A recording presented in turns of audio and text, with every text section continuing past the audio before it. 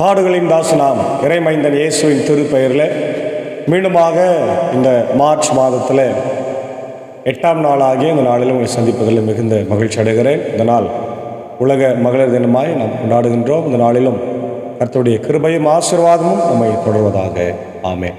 நமது ஆரம்பம் பிதா குமாரன் பரிசுத்த ஆவியின் நாமத்தில் உள்ளது. ஆமென். ஜெபிப்போம். நேற்றும் இன்றும் என்றும் மாறாதவரும் என்றென்று வாழ்ந்திருக்கிறமாகிய நல்ல கடவுளே, எங்கள் பிதா குமாரன் பரிசுத்த ஆவி ஆகிய திரியேக கடவுளே, பாடுகளின் தாசனே, சிலுவை நாயகன் அருள்நாதர் இயேசு கிறிஸ்துவை தந்தவரை ஸ்தோத்திரிக்கிறோம்.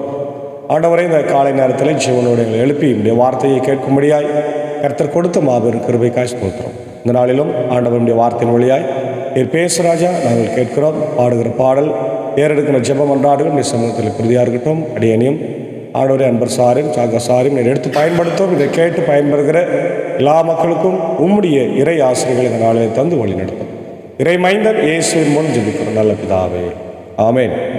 காலை நேரத்தில் நாம் ஆண்டுடைய பாடல்களை தியானிக்க முடியாது. 210வது ஞான பாடலாகிய ஆரை நான் புகழுவேன் ஆரை நான் அறிகிறேன் என்ற பாடலை சாரோடு இணைந்து நாம் பாடுவோம். 210வது ஞான பாடல்.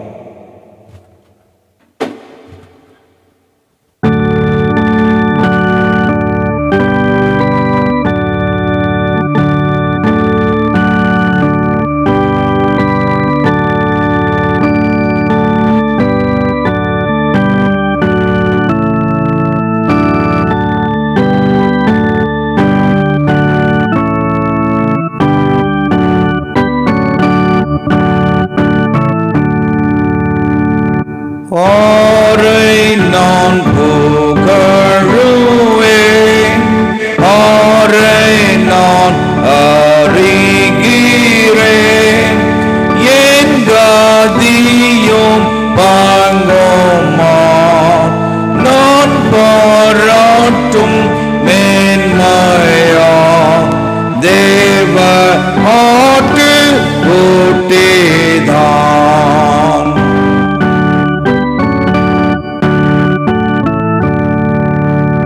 ஆர் நான் நிற்கும் காண்மலை ஆரெந்திட நம்பிக்கை குற்றத்தை சுமந்தோரார் தேவநேசம் தந்ததான் தேவ ஆட்டு ஊட்டிதான்.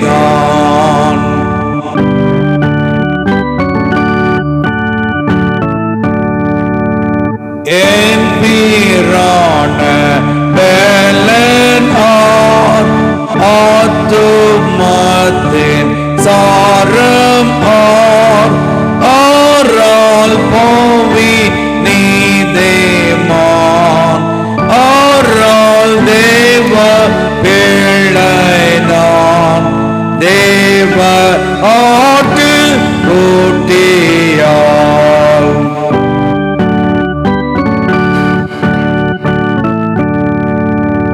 கிறிஸ்தியில் சகாயர் சாவின் சாவு எனக்கார் என்னை தூதர் கூட்டத்தில் சேர்ப்பதார் நான் சாகைய தேவ ஆட்டு ஊட்டிதான்.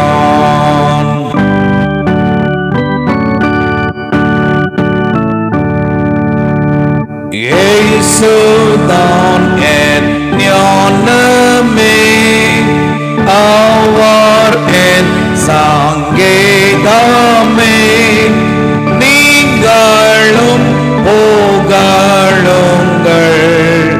அவரை பின் செல்லுங்கள் தேவ ஆட்டு கூட்டியை.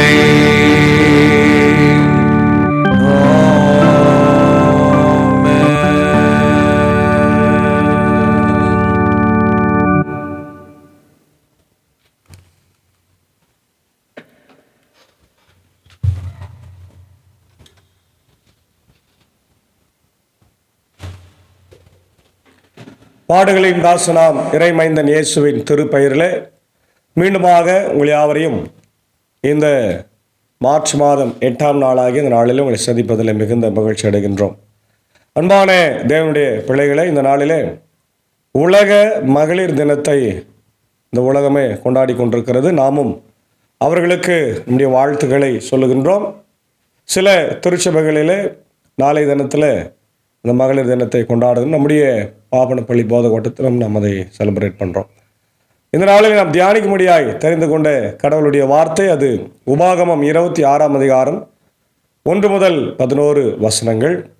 இந்த புத்தகத்தினுடைய பின்னணியை நாம் பார்க்கும் என்று சொன்னால், த டைம் பீரியட் 621 609 BCE, அதாவது கிறிஸ்துவுக்கு முன்பாக இது எழுதப்பட்டதாக நம்ம பார்க்கிறோம். ஒருவேளை கிங் யோசியா யூதாவை சார்ந்த இந்த ராஜாவின் காலத்தில் எழுதப்பட்டிருக்கலாம் என்று சொல்லப்படுகிறது.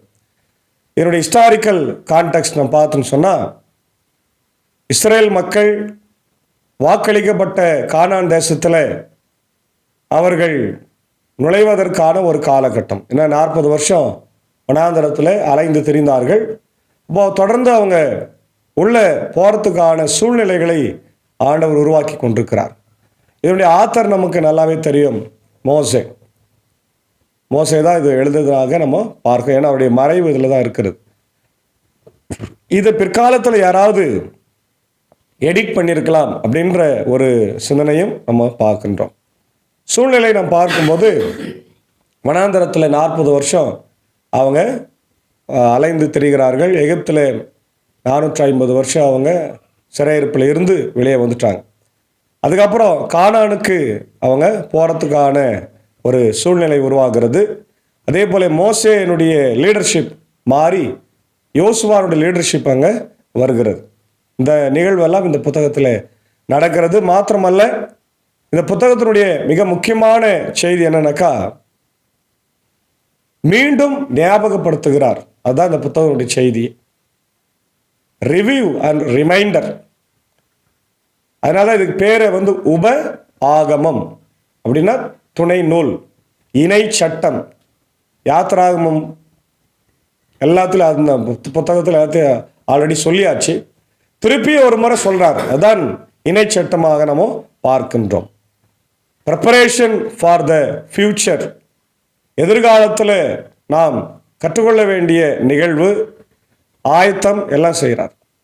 அதே நேரத்தில் கால் டு ஃபெய்த்ஃபுல்னஸ், உண்மையாக கீழ்ப்படிவதற்கான ஒரு அழைப்பு இல்லையா, அது இங்கே பார்க்குறோம். முக்கியமான நோக்கங்களை பார்க்கும்போது கவனன்ட் ரிலேஷன்ஷிப், உடன்படிக்கை. 2வது நியாயப்பிரமாணமும் கடவுளுடைய வார்த்தைகளும் வாக்குதத்தமும் ஆசீர்வாதமும் என்பதை இந்த புத்தகத்தில் நம்ம பார்க்கணும். குறிப்பாக இந்த பகுதியில் நீங்கள் பார்த்தீங்கன்னா 26ஆம் அதிகாரத்தில் காணிக்கைகளை எப்படி நம்ம ஆண்டவருடைய சமூகத்தில் கொண்டு வந்து இஸ்ரவேல் மக்கள் படைக்க வேண்டும் என்பதை மிக அழகாய் சொல்லுகின்றார். த ஆஃபரிங் ஆஃப் ஃபர்ஸ்ட் ஃப்ரூட்ஸ் என்று நம்ம பார்க்கிறோம். முதல் கனிகளை, அறுவடை கனிகளை கடவுளுக்கு நாம் படைக்க வேண்டும். த கமாண்ட் பை மோசஸ் இல்லையா. Moses instructs the Israelites to offer the first fruits of their harvest to God. முதல் தன்னுடைய நிலத்தில் விளைந்த கனிகளை ஆண்டவருடைய சமூகத்தில் கொண்டு வந்து படைக்க வேண்டும். இதுதான் பழைய ஏற்பாட்டில் நாம் பார்க்கின்ற மிக முக்கியமான ஒரு காரியமாக இருக்கிறது. அன்பான தேவனுடைய பிள்ளைகளே, இன்றைக்கு நம்முடைய வீட்டில் கூட முதல்ல நம்ம விளைகிற பொருட்களை எல்லாம் ஒரு காலத்தில் வைத்து கொண்டு தான் இருந்தோம். ஆனால் இப்பொழுது விவசாயம் இல்லாதனால நம்ம அதை செய்வதில்லை. ஆனால் முதலில் நாம் பெற்றுக்கொள்ளுகிற ஆசீர்வாதங்களை, நன்மைகளை, அல்லது சம்பளத்தையோ வேறு ஏதோ காரியங்களை நம்ம செய்கின்ற போது முதலாவது அதை கடவுளுக்கு கொடுக்க வேண்டும் என்று சொன்னால் அது உண்மையாகவே அது ஆசீர்வாதமாக இருக்கும். கடவுளுக்கு கொடுத்தால் அதனுடைய பலனை நீங்கள் அடையாமல் போவதில்லை என்று இங்கே மோசே சொல்லுகிறதை பார்க்குறேன். ஏன் அப்படி கொடுக்கணும் அப்படின்னாக்கா, கடவுள் தங்களை நினைத்தார் இல்லையா. எகிப்தில் அடிமைதனத்தில் இருக்கும்போது அங்கே அவர் நம்மளை நினைவு கூர்ந்தாரே, அவருக்கு நம்ம நன்றி சொல்லும்படியாக காணிக்கை செலுத்தணும். என்ன சொல்லணும்? நன்றி சொல்லணும். Thanks giving. அதான் இங்கே நம்ம பார்க்கணும். முதல் பகுதியில் கடவுளுக்கு நன்றி சொல்கிற பகுதி 1-4.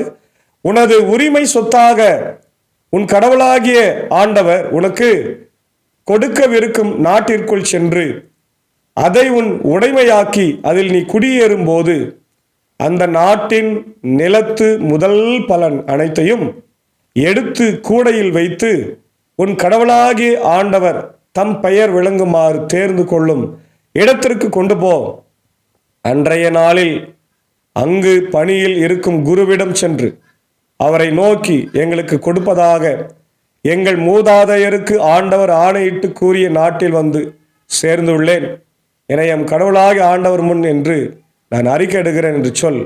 அப்பொழுது குரு அந்த கூடையை உன் கையிலிருந்து எடுத்து அதை உன் கடவுளாகிய ஆண்டவரது பலிப்பீடத்தின் முன் வைப்பார்.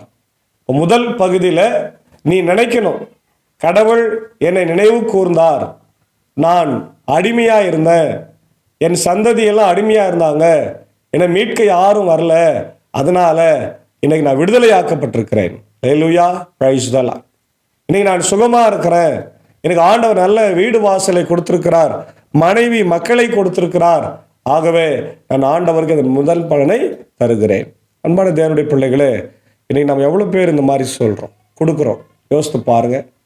எங்கேயோ இருந்த நம்மை ஆண்டவர் தெரிந்து கொண்டு அழைத்து வந்திருக்கிறார் இல்லையா? தாயின் கருவிலை உருவாகும் முன்னே நம்மளை தெரிந்து கொண்டிருக்கிறார். அனாதைகளாய் சேரிகளிலே உழன்று கிடந்த நம்மளை, சாக்கடையில் இருந்த நம்மளை, திக்கற்றவர்களாக இருந்த நம்மளை தூக்கி எடுத்து கல்வி கொடுத்து இன்றைக்கு ஆண்டவர் நம்மளை ஒரு நல்ல மனிதனாய் வைத்திருக்கிறார். பிரபுக்களோடும் அதிபதிகளோடு உட்கார வைத்திருக்கிறார். ஏற்கனவே நான் உங்களுக்கு சொன்னேன், ஒரு முறை மிகப்பெரிய ஊழியக்காரராகிய ஜான் ஜெபராஜ் அவர்கள் தன் பிறந்த இடத்திற்கு போய் பார்க்க வேண்டும் என்று சொல்லி போனாராம். அவங்க அம்மாவை அழைத்து கொண்டு போகும்போது அந்த அம்மா சொன்னாங்களாம், இப்போ அந்த இடமே இல்லை, அந்த இடம் வந்து ரோடாக மாறிட்டு இருக்குது, குப்பையாக இருக்குது, பரவாயில்ல நான் பார்க்கலாம் வாங்கம்மான்னு கூட்டு அவர் போகிறார். திருநெல்வேலி ஒரு இடத்துல அங்கே போனால் ரோடு இருக்குது, ரோடு முக்கில் தான் அவர் பிறந்த இடம்னு சொல்கிறாங்க. அந்த இடம் குப்பை தொட்டியாய் மாறி இருக்கிறது. அவர் ஓ என்று அழுகிறார். அப்போதான் அவர் சொன்னாராம், கடவுள் என்னை குப்பையிலிருந்து உயர்த்தி இருக்கிறார் என்று. ஆம் பிரியமான தேவனுடைய பிள்ளைகளே, நம்ம எல்லாம் கூட அப்படிதான் இருந்தோம். குப்பையில் இருந்தோம், சேரியில் இருந்தோம், உழன்று இருந்தோம், சேத்துல இருந்தோம். கடவுள் சுவிசேஷத்தின் வழியாய் நம்மளை அழைத்திருக்கிறார். ஹல்லேலூயா. அவர் நம்மளை தெரிந்து கொண்டு அவருடைய பாடு மரணம் உயிர்த்தெழுதல் வழியாய் நம்மை தெரிந்து கொண்டு நம்மளை தேவன் ஆசீர்வதித்திருக்கிறார். இன்றைக்கு நம்மளை பிரபுக்களோடு அதிபதிகளோடு உட்கார வைத்திருக்கிறார். தேவனுடைய பிள்ளைகளை மறந்துடாதீங்க. அவருக்கு நம்ம என்ன சொல்ல போறோம், என்னத்தை செய்ய போறோம், நம்ம என்னத்தை செய்ய போறோம்? இது வரைக்கும் ஒன்றும் செய்யல. இனிமேலாவது உடைய ஊழியத்தை தாங்குங்க, சபைக்கு கொடுக்க வேண்டிய காணிக்கைகளை கொடுங்க இல்லையா? கனம் பண்ணுங்க, ஊழியர்களை கனம் பண்ணுங்க, ஆயர்களை கனம் பண்ணுங்க. சபைக்கு தேவைகள் நிறைய உண்டு, ஊழியங்கள் நிறைய உண்டு. சில சபைகளில் ஆலயங்களை கட்டுறாங்க, சில சபைகளில் பிள்ளைகளை படிக்க வைக்க முடியாம திணறி கொண்டிருக்கிறாங்க சபையார். அந்த பிள்ளைகளுக்கெல்லாம் போய் உதவி செய்யுங்க. கடவுள் அப்போதான் மகிமைப்படுவார் இல்லையா? அதான் முதல் பகுதியில் கடவுள் நமக்கு உணர்த்துகிறார். ரெண்டாவது பகுதி வந்து த கன்ஃபெஷன் ஆஃப் ஃபெய்த், விசுவாசத்தை அறிக்கை செய்வது. எப்படி செய்யறாங்க பாருங்க அழகா. நம்ம கூட விசுவாச அப்போஸ்தல விசுவாச பிரமாணத்தின் வழியா செய்கிறோம், அத்தனாஷியஸ் நிசேயா விசுவாச பிரமாணத்தின் வழியா நம்ம செய்கிறோம். இங்க இவங்க என்ன செய்யறாங்க, அது ஒரு ஃபார்முலா மாதிரி இருக்குதான். Moses provides A formula for the Israelites to recite when they offer their first fruits. முதல் கனியை கொண்டு வந்து கொடுக்கும்போது மோசே அவங்களுக்கு கற்றுக் கொடுத்திருக்கிறார் எப்படி ஜெபிக்க வேண்டும் என்று. பாருங்க, நீ உன் கடவுளாகிய ஆண்டவர் முன்னிலையில் அறிக்கையிட்டு கூற வேண்டியது, நிரந்தர குடியேற்ற அரேமையரான என் தந்தை எகிப்து நாட்டுக்கு இறங்கி சென்றார். அங்கு மக்கள் சிலருடன் அந்நியராய் இருந்தார். ஆனால் அங்கேயே பெரிய வலிமை மிகு திரளான மக்களினத்தை கொண்டவர் ஆனார். எகிப்தியர் எங்களை ஒடுக்கினர், துன்புறுத்தினர், கடினமான அடிமை வேலைகளை எங்கள் மீது சுமத்தினர். அப்போது நாங்கள் எங்கள் மூதாதையரின் கடவுளாகிய ஆண்டவரை நோக்கி குரல் எழுப்பினோம். ஆண்டவர் எங்கள் குரலை கேட்டார், எங்களுடைய துன்பத்தையும் வருத்தத்தையும் அவதியையும் கண்டார். தம் வலிய கரத்தாலும் ஓங்கிய புயத்தாலும் அஞ்சத்தக்க பேராற்றாலும் அடையாளங்களாலும் அருஞ்செயல்களாலும் ஆண்டவர் எங்களை எகிப்திலிருந்து புறப்பட செய்தார். அவர் எங்களை இந்த இடத்திற்கு கூட்டி வந்தார். பாலும் தேனும் வழிந்து ஓடும் இந்த நாட்டை எங்களுக்கு தந்தார். எனவே ஆண்டவரே, இதோ நீர் எனக்கு கொடுத்த நிலத்தின் முதல் பலனை கொண்டு வந்து உள்ளேன் என்று சொல்லி அதை உன் கடவுளாகிய ஆண்டவர் முன்னிலையிலே வைத்து அவரை பணிந்து தொழுவாய் என்று சொன்னார். இது ஒரு ஃபார்முலா இல்லையா? அதாவது இன்னொரு டிரான்ஸ்லேஷன்ல, பழைய டிரான்ஸ்லேஷன்ல, என் தகப்பன் சீரியா தேசத்தான் அலைந்து திரிந்தவன், பரதேசியா இருந்தான், முகவரி இல்லாமல் இருந்தான். இஸ்ரவேலாக அவன் எகிப்துக்கு சென்று அங்கே வலிமை பெற்றான். எகிப்து மக்கள் அங்கே அரசன் ஒடுக்கினான், வேலை வாங்கினான், செங்கல் அறுக்க சொன்னான், பெரிய மாடைகளை கட்ட சொன்னான். காலையில் வேலைக்கு போனால் இரவு தான் வந்தாங்க. பிள்ளைகளை பார்க்க முடியல, சந்தோஷமா இருக்க முடியல இல்லையா? எல்லா பிள்ளைகளையும் கொலை செய்ய சொன்னான். இந்த மாதிரியெல்லாம் சூழ்நிலை இருந்தது. கடவுளை நாங்கள் கூப்பிட்டோம். எப்படின்றார்? மூதாதையருடைய கடவுள், ஆபிரகாமின், ஈசாக்கின், யாக்கோபின் கடவுளை நாங்கள் அழைத்தோம். அவர் வந்து எங்களுக்கு இறங்கி உதவி செய்தார். அல்லேலூயா. யாத்திராகமம் 3ஆம் அதிகாரம் 8ஆம் வசனத்தில் பார்க்கிறோம். கடவுளை நாங்கள் கூப்பிட்டோம், எங்கள் கூக்குரல் பரலோகத்தில் எட்டினது, அவர் இறங்கி வந்து உதவி செய்தார். தேவனுடைய பிள்ளைகளை, நம்ம ஆண்டவரை கூப்பிடும் போது அவர் இறங்கி வராரு. நம்ம மத்தியிலே அவர் பிரசன்னமா இருக்கிறார். அதனால்தான் அவருக்கு இம்மானுவேல் என்று நாம் பெயர் வைத்திருக்கிறோம். இந்த உலகமே அவர் இம்மானுவேல் என்று அழைக்கிறது. நம்மோடு கூட இருக்கிறார்.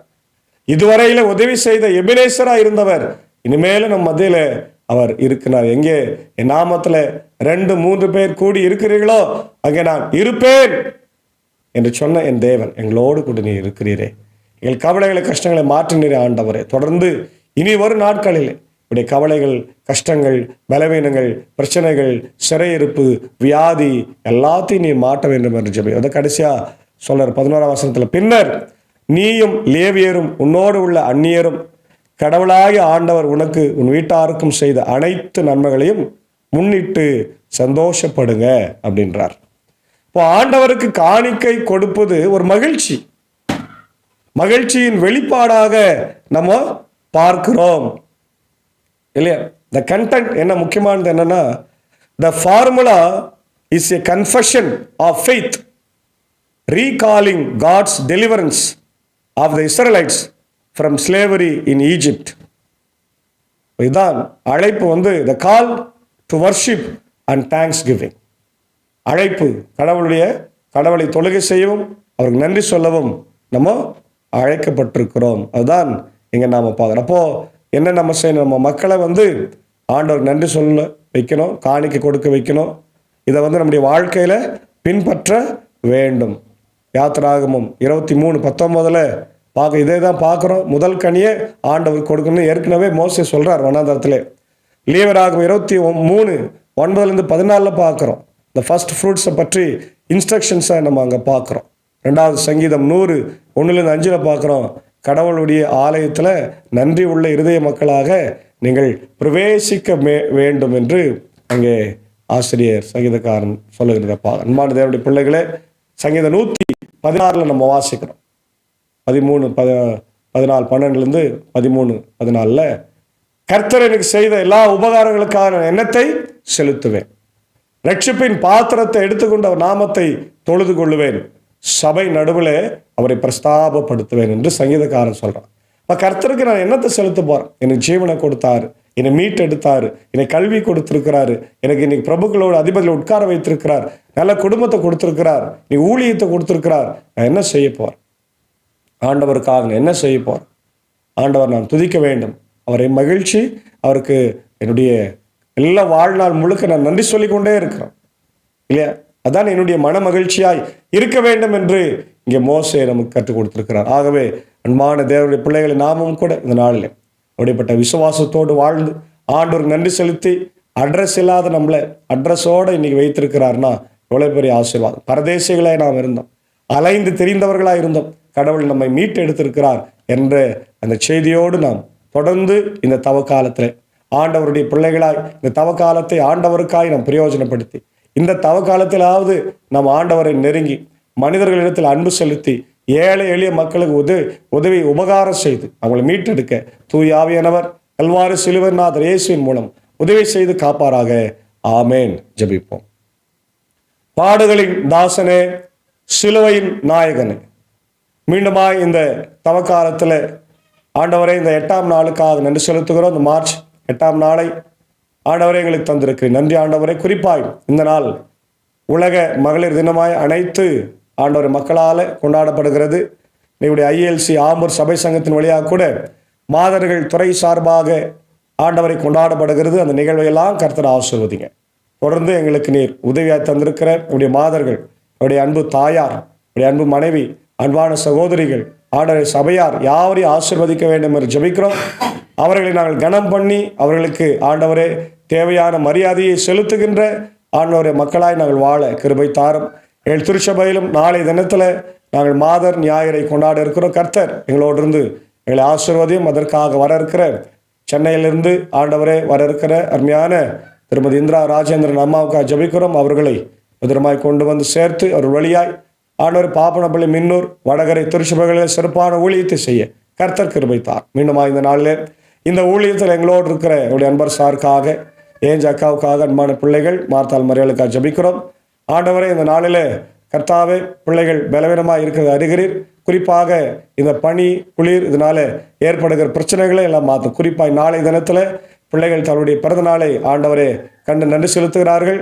மார்த்தாள் மரியாளுக்காக விசேஷமாக நாங்கள் ஜெபிக்கிறோம் ராஜா. பிள்ளைகளை கடந்த ஆண்டவரே நாட்களாய் வருடங்களாய் காத்து ஆண்டவர் எல்லா பலவீனத்திலும் சுகவீனத்திலிருந்து வழிநடத்திருக்கிறீர். பிள்ளைகள் பள்ளிக்கு போதும் ஆண்டவர் வருகிற போதும் நீ காத்திருக்கிறீர். அதற்காக நன்றி நன்றி என்று ஸ்தோத்திரிக்கிறோம். இதனுடைய ஊழியத்தை செய்கின்ற அன்பான குடும்பத்தின் மக்களாய் பிள்ளைகள் இருக்கிறபடினாலே பிள்ளைகளை ஆசீர்வதிங்க. பிள்ளைகளுக்கு தேவையான எல்லா இறை ஆசீர்வாதங்களை இந்த நாளிலே கர்த்தாவினை தந்து வழிநடத்தும். நாளை தினத்தில் பிறந்தநாள் வழிபாட்டில் இப்படி கிருபை தங்கியிருக்க வேண்டும் என்று நான் ஜெபிக்கிறோம். என்னுடைய அன்பர் சாருக்காக, ஏன் அக்காவுக்காக ஜெபிக்கிறோம். அவர்களுக்கு நல்ல சுகம்பலன் ஜீவனை தார் இந்த ஊழியத்தை தாங்கி செய்கிற போது இப்படி ஆசீர்வாதத்தை தந்து வழி நடத்துகிறாச்சா. என்னுடன் இருக்கின்ற அப்படி சாக்கு சாருக்காக, இப்படி அருமையான டீச்சருக்காக ஜெபிக்கிறோம். இப்படி ஊழியத்தை ஆசீர்வாத இசை வழி பயணத்தில் எங்களோடு இருக்கிறபடினால் இப்படி கிருபை அவளோடு தங்கியிருக்கட்டும். விசேஷமா இந்த நாளிலே இப்படி இறை வார்த்தையை கேட்டுக்கொண்டிருக்கிற அகில உலகத்தில் இருக்கிற தமிழ் மக்கள், தமிழ் கிறிஸ்தவர்களுக்காக ஜெபிக்கிறோம். எல்லாரையும் ஆசீர்வாதம். America, UK, Australia, New Zealand, Philippines, Gulf கண்ட்ரிஸில், ஆசிய கண்டத்தில் இருக்கிற மக்கள், உக்ரைன், ரஷ்யா, சீனாவில் இருக்கிற மக்கள், இந்தியாவில் இருக்கிற அனைத்து மாநிலத்தில் இருக்கிற மக்களுக்காய் வேண்டிக் கொள்ளுகிறோம். குறிப்பாக அனைத்து மிஷினரிமார்களுக்காக ஜெபிக்கிறோம். ஆண்டவர் இந்த நாளிலே கர்த்தாவே அப்படி இந்திய தேசத்திற்காக ஜெபிக்கிறோம். எங்களுடைய ஒவ்வொரு மாநிலத்தில் இருக்கிற மக்கள் ஆண்டவரே எல்லாரையும் இறை வார்த்தை சந்திக்கட்டும், விடுதலை செய்யட்டும். அது ஆண்டவர்கள் ஆட்சி செய்கின்ற ஜனாதிபதி, பிரதமர், மத்திய அமைச்சரவைக்காக, எங்களுடைய தமிழ்நாட்டு ஆண்டவர் முதலமைச்சர், கவர்னர், ஆண்டவர் அமைச்சரவைக்காக ஆண்டவர் ஜெபிக்கிறோம். எல்லா மாநிலத்தினுடைய முதலமைச்சருக்காக ஜெபிக்கிறோம். அவர்களுடைய ஆண்டவரே இந்த மாநிலங்களை மிக சிறப்பாய் சமாதானமாய் ஆட்சி செய்யட்டும். இயேசுவின் அன்பை எல்லாரும் ருசி பார்க்கும். சாதி, மதம், இனம், மொழி பேதமின்றி ஆண்டவர் இந்த தவ காலத்தில் நாங்கள் மகிழ்ச்சியோடு வாழ கர்த்தர் கிருபை தார். நாங்கள் சார்ந்திருக்கிற இந்திய சுவிசேஷ லுத்தரன் திருச்சபை 3 சபை சங்கங்கள், போதர்கள், ஊழியங்களுக்காக ஜெபிக்கிறோம். இந்த தவசு கால ஊழியங்களை ஆசீர்வதிங்க. எல்லா ஆண்டவர் பள்ளிக்கூடங்களையும், சிறப்பு பள்ளிக்கூடங்களையும், மூடப்பட்டிருக்கிற பெதஸ்தா மருத்துவமனைக்காக ஜெபிக்கிறோம். ஆண்டவரே உங்களுக்கு சுத்தமானால் நிச்சயமாய் திறக்க முடியும். பள்ளிகளை ஆண்டவர் தரம் உயர்த்த முடியும். சிறப்பு பள்ளிகளை தரம் உயர்த்த முடியும். ராஜா கண்ணோக்கி பார். தேவைகளை சந்திக்க வேண்டுமாய் நான் ஜெபிக்கிறேன். அனைத்து ஆயர்களையும், சபையாரையும், சபைகளையும் கர்த்தர் ஆசீர்வதித்து சாட்சியாய் இந்த ஆண்டவரே தவக்காலத்தில் வாழ கர்த்தர் எங்களுக்கு உதவி செய்வீராக. ஆண்டவர் அதே போல இது நாளில் பிறந்த நாளை காணுகின்ற என்னுடைய அருமையான மூத்த போதகர் தந்தை, ரிட்டையர்ட் பாஸ்டர் DS கிறிஸ்துதாஸ் ஆயர் அவர்களுக்காக ஜெபிக்கிறோம். ஆயர் அவர்களை ஆசீர்வதிங்க. சுகவீனமாக இருக்கிற என்று கேள்விப்படுகிறோம். இப்படி பலவீனங்களை மாற்றி நல்ல சுகத்தை பலத்தை தார். இமானுவேல்ல ஆண்டவரே இதோ போதகராக தொடர்ந்து பணியாற்றி கொண்டிருக்கிறார். கர்த்தாவே இதோ அவருக்கு நல்ல சுகம் பலன் ஜீவனை தார். உடைய அன்பு ஆண்டவரே மனைவி மில்கா ஆயிரம்மாவுக்காக ஜெபிக்கிறோம். உடைய அன்பான பிள்ளைகள், மருமக்கள், பேர பிள்ளைகள் யாவரையும் ஆசீர்வதிக்க வேண்டுமா ஜெபிக்கிறோம். ஆண்டவர் அதே போல நாளில் பிறந்த நாளை திருமணம் காணுகிற மற்ற எல்லாருக்கும் உடைய கிருபைகள், ஆசீர்வாதங்கள் தங்கியிருக்கட்டும். குறிப்பாய் நாளை தினத்தில் பிறந்தநாளை காணுகின்ற மார்த்தா மரியாவையும் கர்த்தர் தொடர்ந்து ஆசீர்வதித்து வழிநடத்தும். தேவைகளை சந்தியும், வரங்களினாலே நிறைத்தொருளும், பாதுகாப்பை தார். அதே போல அவருடைய அன்பு ஆண்டவரை மக்கள் சிக்கா இருக்கிறாங்க.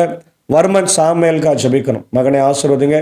வாலிப பிள்ளைக்கு இருக்கின்ற பலவீனங்களை தேவன் அறிகிறீர். கண்ணோக்கி பார்த்து உடைய பரிபூர்ண ஆண்டவரே கரத்தினாலே தொட்டு சுகமாக்க வேண்டும் என்று நான் ஜெபிக்கிறோம். அதே போல ஏழுமலை, வேலன், ஆலன், ரஃபியா, தீபா, வனஜம்மாவுக்காக ஜெபிக்கிறோம். உடைய உதயநேசன் ஐயருக்காக, நிக்சன் ஐயருக்காக, ராஜ்குமார் ஐயருக்காக, ஆண்டவர் பால் மோசஸ் ஐயருக்காக, உடைய ஜபலாசர் ஆயருக்காக ஜெபிக்கிறோம். ஆயர்களையும் இந்த தவசு காலங்களிலே நீ சுகப்படுத்தும், பலப்படுத்தும். இன்னும் யார் யாரெல்லாம் ஆண்டவரே இந்த ஜெபத்தை கேட்கிறார்களோ, பார்க்கிறார்களோ, உடைய இல்லத்திலே இந்த வார்த்தை ஒலிக்கிறதோ எல்லாருக்கும் சுகத்தையும் பலத்தையும் ஆண்டவரை விடுதலையும் சமாதானத்தையும் தந்து வழிநடத்தும். நாங்கள் இன்றைக்கு நல்லா இருக்கிற மாதிரி சொன்னால் அது உம்மால் மாத்திரமே. இன்னைக்கு நாங்கள் சுகமாக இருக்கிற மாதிரி சொன்னால் உம்மால் மாத்திரமே. எனக்கு வீடு வாசலை தந்திருக்கிறேன்னு சொன்னால் உம்மால் மாத்திரமே. ஆகவே உம்மிடத்திலிருந்து பெற்ற நாங்கள் உமக்கே மீண்டும் திருப்பி அழித்து கொடுத்து இப்படி ஆசீர்வாதங்களே பெற்றுக்கொள்ள கிருபை தார். மீண்டும் ஒரு முறை கூட எங்களுக்கு நீர் ஆசீர்வாதமாய் தந்திருக்கிற என்னுடைய அன்பு தாயாருக்காக, ஆண்டவரே மனைவிக்காய், சகோதரிகளுக்காய், உலகத்தில் இருக்கிற அனைத்து மகளிர்களுக்காக விசேஷமாக ஜபிக்கிறோம். தேவன் அவர்களை நீர் ஆசீர்வதிங்க. அவங்க பெரிய சக்தியாக இருக்கிறார்கள். அவர்களை அவருடைய ஆண்டவர் ஊழியங்களுக்காக, அவருடைய பணிகளுக்காக பயன்படுத்திக் கொள்ள கர்த்தரவர்களை நீர் ஆசீர்வதிக்க வேண்டுமா ஜபிக்கிறோம். தொடர்ந்து கிருபை இந்த நாளில் எங்களோடு கூட தங்கிருக்கட்டும். நடைபெற போகிற எல்லா ஊழியத்தையும் ஆசீர்வதிக்க வேண்டும் என்று கெஞ்சி கொண்டாடுகிறோம். துதி கன மகிமை உமக்கே செலுத்துகிறோம்.